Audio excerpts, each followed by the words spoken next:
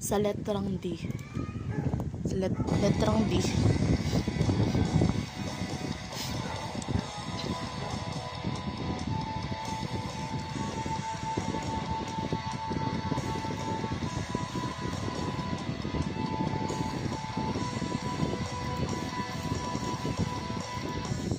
Ito na ang ating huling sandali.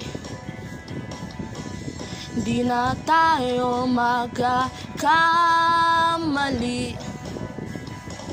Kasi wala nang bukas.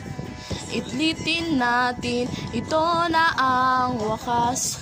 Kailangan na yata nating umuwi. Hawakan aking kamay bago tayo maghiwalay.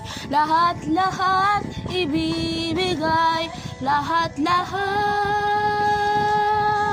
Paalam sa ating huling sayang. May bulot pala ang langit, kaya't sabay tayong bibitaw sa ating